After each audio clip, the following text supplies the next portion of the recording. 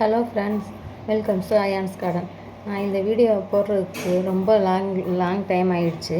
இது வீடியோவை நான் ஷூட் பண்ணி ரொம்ப நாளாகிடுச்சு. இப்போ தான் எனக்கு இந்த வீடியோ போடுறதுக்கு டைம் கிடச்சிருக்கு. என்னுடைய இந்த சேனலை இப்போ தான் ஃபஸ்ட்டு பார்க்குறவங்களா இருந்தால் எனக்கு சப்ஸ்கிரைப் பண்ணுங்கள், சப்போர்ட் பண்ணுங்கள். அப்படியே நான் உங்கள் நண்பர்களுக்கும் ஷேர் பண்ணி விடுங்க. அப்படி பக்கத்தில் இருக்க பெல் ஐக்கானையும் தட்டி விடுங்க. அப்போ தான் நான் போடுற ஒவ்வொரு பதிவுகளும் உங்களுக்கு உடனே வந்து சேரும். இப்போ வாங்க நம்ம பதிவுக்குள்ளே போகலாம். இப்போ நம்ம என்னன்னா, நம்ம இங்கே பாருங்கள், இந்த செடிகள்லாம் நான் வெயில் காலங்களில் கட் பண்ணி விடக்கூடாதுன்னு சொல்லிடுவாங்க. நான் கட் பண்ணியிருக்கேன் பாருங்கள். எப்படி கட் பண்ணி எல்லா செடிகள்லேயுமே நல்லா துளிர் ஆலோவேரா வச்சு நல்லா துளிர் அடிச்சிருக்குது பாருங்கள். இப்போ உங்களுக்கு அத்தனை செடிகளையுமே நான் என்னுடைய செடிகள் அத்தனையுமே நான் உங்களுக்கு காமிக்கிறேன் பாருங்கள். இதுக்கு நான் முக்கியமாக என்ன நம்ம பண்ணால், ஒரு செடி வளர்ச்சிக்கு நம்ம செடிகளோட வளர்ச்சி மற்றும் பூக்கக்கூடிய திறமையை மேம்படுத்தக்கூடிய உரங்களை பற்றி தாங்க நான் இப்போ சொல்ல போகிறேன். அது என்னென்ன உரங்கள், எப்படி நம்ம பயன்படுத்தணும், எப்படி கொடுக்கணும், அதில் என்னென்ன சத்துக்கள் இருக்குங்கிறது எல்லாத்தையும் நான் இப்போ உங்களுக்கு விவரமாக சொல்கிறேன். பொதுவாக நம்ம செடிகளுக்கு தேவையான முக்கியமான சத்துக்கள் நிறைஞ்சது நைட்ரஜன், பாஸ்பரஸ் மற்றும் பொட்டாசியங்க, அதாவது என்பிகேன்னு சொல்லக்கூடிய அந்த சத்துக்கள் தாங்க. அதுக்கப்புறம் நம்ம பூக்களுடைய வளர்ச்சியை உதவும் நைட்ரஜன், பாஸ்பரஸ் மற்றும் பொட்டாசியம் போன்ற சத்துக்கள் தேவையானது. நம்ம பூக்களுடைய வகைகள் மற்றும் வளர்ச்சி நிலைக்கு ஏற்றாப்புல நம்ம என்பிகே சத்தை மாற்றி கொடுக்கணும். அதுக்கப்புறம் பூக்களுடைய வளர்ச்சிக்கு ஏற்ற நம்ம மண்ணுடைய சூழலையும் அவசியம் நம்ம பார்த்துக்கணும். மண்ணுடைய ஈரப்பதம் மற்றும் பராமரிப்பு நம்ம செடிகளுடைய வளர்ச்சி நல்லா வளர்கிறதுக்கு உதவும். அப்புறம் உரங்களை சரியான அளவில் பயன்படுத்துறதுனால நம்ம செடிகளுக்கு தேவையான சத்துக்கள் அத்தனையும் அளிக்கக்கூடியது. நம்ம செடிகளோட வளர்ச்சி, பூக்களோட வளர்ச்சிக்கு இப்போ உதவக்கூடிய உரங்கள் பல வகையான உரங்கள் இருக்குதுங்க. அதில் சில உரங்களை, முக்கியமான சில உரங்களை நான் இப்போ உங்களுக்கு சொல்கிறேன். இப்போ நான் சொல்ல போகிற உரங்கள் நம்ம செடிகளுடைய வளர்ச்சிக்கும் அதிகமான பூக்கள் பூக்கக்கூடிய நல்ல உதவியாக இருக்கும். நம்ம தொட்டியில் உள்ள மண்ணோட ஈரப்பதத்தை தக்க வச்சுக்கிறதுக்கும் அப்புறம் நம்ம செடிகளுடைய வளர்ச்சிக்கும் தேவையான முக்கியமான சில உரங்களை தாங்க நான் இப்போ உங்களுக்கு சொல்ல போகிறேன். நம்ம வீட்டில் எளிமையாக கிடைக்கக்கூடிய சாதாரணமாக எப்போவுமே எளிமையான முறையில் கிடைக்கக்கூடிய 4 பொருளை வச்சு தான் இந்த உரம் நான் ரெடி பண்ணியிருக்கேன். இந்த உரம் கொடுக்கறதுனால நம்ம செடிகளில் அதிகமான பூக்களையும் பார்க்கலாம். இந்த உரம் வெறும் ரோஜா செடி, மல்லிகைப்பூ செடிக்கு மட்டும் இல்லை, காய்கறி செடிகள், கீரை செடி, நம்ம பழச்செடி, பல மரங்கள் இப்படின்னு அனைத்து செடிகளுக்குமே இந்த உரத்தை கொடுக்கலாம். நம்ம செடிகளுக்கு இந்த உரத்தை கொடுக்கறதுனால நம்ம செடிகள் மண்ணில் உள்ள கார அமிலத்தன்மையை சீர்படுத்துதுங்க. நம்ம செடிக்கு இந்த உரத்தை கொடுக்கறதுனால பொதுவாக ஊட்டச்சத்துக்கள் நம்ம பல வகையாக இருக்குது. அதில் நைட்ரஜன்கிற இலைச்சத்து, இலை வளர்ச்சிக்கு தேவையான ஒரு வேரூட்டச்சத்து நம்ம ரோஜா செடிக்கு கிடைக்கும். அப்புறம் பாஸ்பரஸ் அதாவது என்பிகேன்னு சொல்லக்கூடிய பாஸ்பரஸ் சத்து ரோஜாவுடைய வேர் வளர்ச்சி தேவையான நேரத்தில் அதுக்கு செடிகளுக்கு பெரிய ஊட்டச்சத்து, பெரும்பாலான நேரங்களில் அதிகமான ஊட்டச்சத்தான பாஸ்பரஸ் சத்து தேவைப்படுது. அதுக்கப்புறம் பொட்டாசியம்னு சொல்லக்கூடிய இது பூ உருவாவதற்கும் ஒரு முக்கியமான பேரூட்டச்சத்தாகும். அதுக்கப்புறம் நுண்ணூட்டச்சத்துக்கள் அடங்கிய இரும்பு சத்து, கால்சியம் மற்றும் மெக்னீசியம் எல்லா சத்துமே நான் கொடுக்க போகிற இந்த உரத்தில் இருக்குது. நம்மளுடைய செடிகளுக்கு 2 வாரத்துக்கு ஒரு முறையோ அல்லது 3 வாரமோ ஒரு முறையோ நம்ம இந்த மாதிரி சத்துக்கள் நிறைந்த உரங்களை நம்ம தொடர்ந்து கொடுத்துட்டு வர்றப்போ நம்ம செடிகள் ஆரோக்கியமாகவும் இருக்கும், நல்ல வளர்ச்சியாகவும் இருக்கும். நம்மளுடைய செடிகளில் இலைகள் பச்சையாக இருக்கும், பூக்களும் அதிகமாக பூக்கும். அந்த பூக்கள் நல்ல பெருசாக பூக்கும். அதுக்கப்புறம் நல்லா அதோடைய கலரு, அதோடைய பிரைட்னஸ் நல்லா அருமையாக இருக்குங்க. இப்போ நான் என்னென்ன அந்த உரங்கள் கலக்கிறேங்கிறதெல்லாம் இப்போ ஒன்றா நான் உங்களுக்கு தொடர்ந்து காமிச்சிட்டு வரேன். இப்போ பாருங்கள். இப்போ நான் கலக்க போகிற உரங்கள் என்னென்ன உரங்கள்ங்கிறத சொல்கிறேன். ஃபஸ்ட்டு வந்து நம்ம வந்து ஆட்டு எரு, அந்த ஆட்டு எருவை வந்து நம்ம அப்படியே முழுசாக வந்து பச்சையாக நம்ம செடிகளுக்கு போட்டுறக்கூடாது. அதில் உள்ள ஹீட் வந்து நம்ம செடிகளை காய வச்சிரும், நம்மளுக்கு காஞ்சு போயிடும். அதுக்காக இந்த பாருங்கள், இந்த ஆட்டு எருவை நல்லா காய வச்சு, இது வந்து மண்புழு உரம். இது வந்து மண்புழு உரம் வந்து இப்போ தான் வாங்கிட்டு வந்தது. இந்த பாருங்கள், நம்ம அது எவ்வளோ உதிரியாக எப்படி இருக்குன்னு பாருங்கள். நம்ம அப்படி கையில் பிடிச்சி பார்க்கல, அப்படி புட்டுத்தன்மையாக இருக்கணும். அது நல்லா காஞ்சு போயிருக்கக்கூடாது. அந்த மாதிரி மண்புழு உரம் எடுத்து பார்க்கணும். இதில் வந்து நான் என்னுடைய செடிகள் அதிகமாக இருக்கிறதுனால நான் அதிகமான முறையில் எடுத்திருக்கேன். ஒரு பக்கெட் நிறைய ஒரு பங்கு மண்புழு உரம் எடுத்திருக்கேன். அதுக்கு அடுத்தது வந்து ஆட்டு எரு. அந்த ஆட்டு எருவை வந்து நல்லா வெயிலில் காய வச்சு மிக்சியில் போட்டு அடிச்சிருந்த பாருங்கள். அந்த பையில் உள்ளது ஆட்டு எரு. இந்த ஆட்டு எருவை நல்லா மிக்சியில் போட்டு பொடியாக நல்லா பவுட்ரு பண்ணி வச்சுருக்கேன். இந்த ஆட்டு எருவிலேருந்து நம்ம ஒரு பங்கு, அதாவது நம்ம மண்புழு உரம் எந்த அளவு எடுத்தோமோ அதே அளவு இந்த ஆட்டு எருவையும் எடுத்துக்கிடுவோம். பாருங்கள், இப்போ அதே அளவு பக்கெட்டு நிறைய நம்ம ஒரு பக்கெட்டு ஆட்டு எரு எடுத்துக்கிட்டேன். இங்கே பாருங்கள், இதையும் வந்து இந்த மண்புழு உரத்தோடு நம்ம கலந்துப்போம்.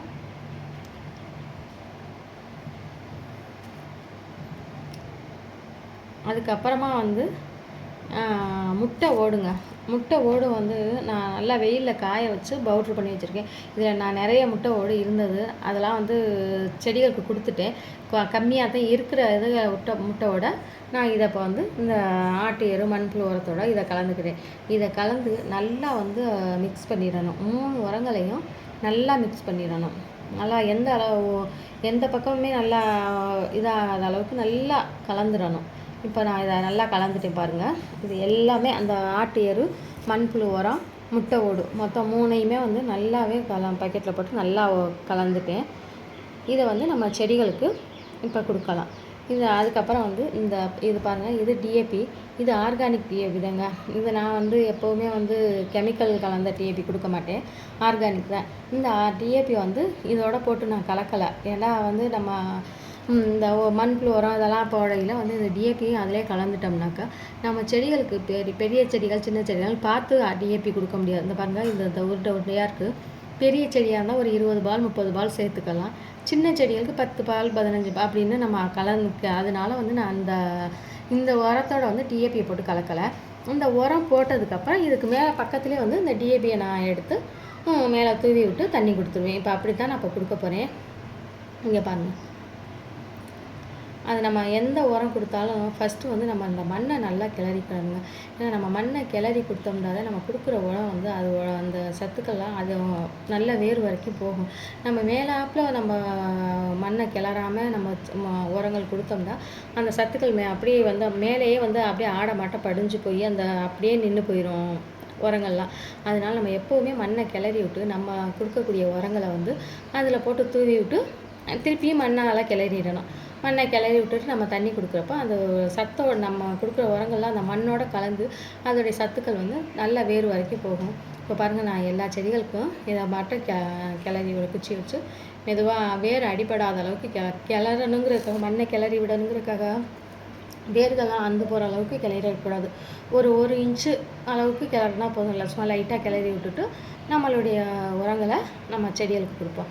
இங்கே பாருங்கள், இந்த அளவுக்கு வந்து பெரிய செடிக்கு வந்து நல்லா இந்த கப்பில் ஒரு ஸ்பூனும், இது வந்து பெரிய ஸ்பூனும், அதனால் நல்லா இந்த ஸ்பூனில் நிறைச்சி எடுத்து ஒவ்வொரு ஸ்பூனும் வந்து இந்த பெரிய செடிகளுக்கு கொடுக்கலாம். இந்த பாருங்கள், நான் இப்போ வேரை சுற்றி போட்டு விட்ருக்கேன் பாருங்கள்.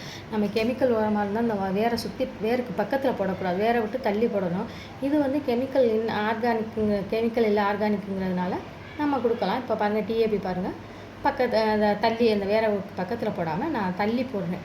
இதே போல் நம்ம போட்டுறணும். போட்டுட்டு இதை திருப்பியும் நம்ம வந்து மண்ணை வந்து நல்லா கிளறி விடணுங்க. இப்படி கிளறி விட்டு நம்ம செடிகள் எல்லாத்துக்கும் இப்படி தொடர்ந்து கொடுத்துட்டு வரலாம். அது வந்து மண்புழு உரத்தில் இப்போ என்ன அளவு சத்துக்கள் இருக்குங்கிறது நான் இப்போ உங்களுக்கு சொல்கிறேன். நம்ம செடிகளுடைய வளர்ச்சிக்கு ஏற்ற மண்ணுடைய சூழலை இது தக்க வச்சு மாற்றி கொடுக்கும்.